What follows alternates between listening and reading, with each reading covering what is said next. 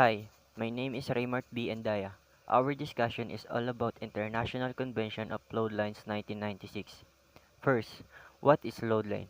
A load line is also called plimsoll mark is a marking indicating the extent to which the weight of a load may safely submerge a ship. By way of a water limit, ships intended for the carriage of timber deck cargo are assigned a smaller freeboard as the deck cargo provides the protection against the impact of waves. And this is the example of load line.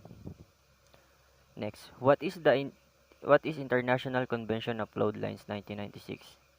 It adopted on April 5, 1966, entry into force in July 21, 1968.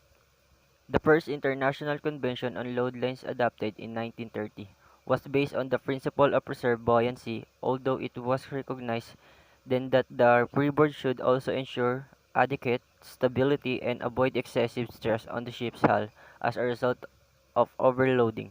In the 1966 Load Lines Convention, adopted by IMO, provisions are made determining the freeboard of ships by subdivision and damage stability calculations.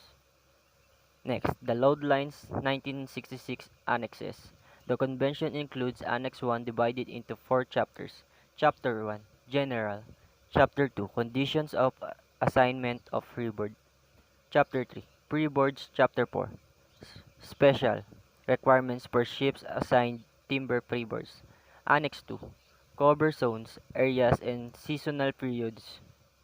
Annex 3 contains certificates including the International Load Line Certificate. Next, Amendments 1971, 1975, 1979, and 1983.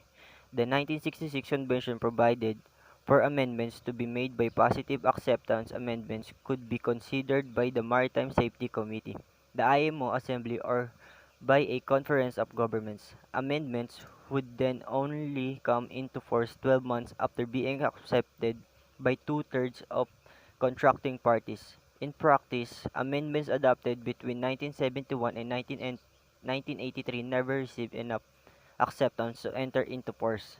This included the 1971 amendments to make certain improvements to the next and to the chart of zones and seasonal areas, the 1975 amendments to introduce the principle of tacit acceptance into the convention, the 1979 amendments to make some alterations to zone boundaries of the coast of Australia, and the 1983 amendments to extend the summer and tropical zones southward of the coast of Chile.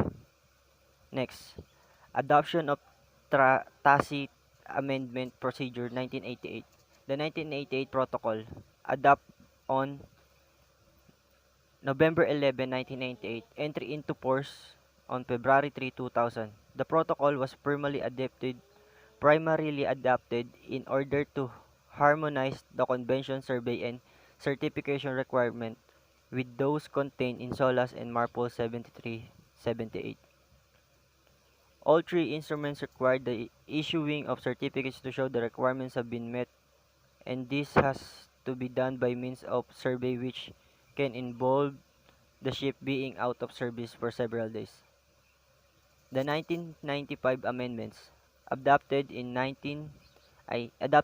November 23, 1995, entry into force 12 months after being accepted by two-thirds of contracting governments, status suppressed by 2003 amendments.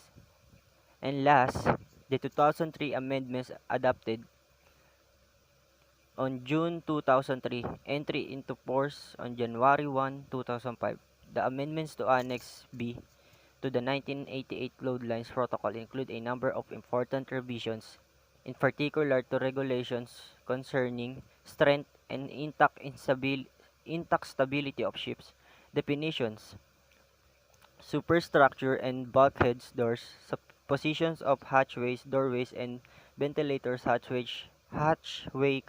combings, hatch covers, machinery space openings, miscellaneous openings in freeboard and superstructure decks, cargo ports and other similar openings, spurling pipes and cable lockers, side scuttles, windows and skylights, calculation of freeing ports, protection of the crew and the means of safe passage for crew, calculation of freeboard shear, minimum bow height, and reserve buoyancy, and others.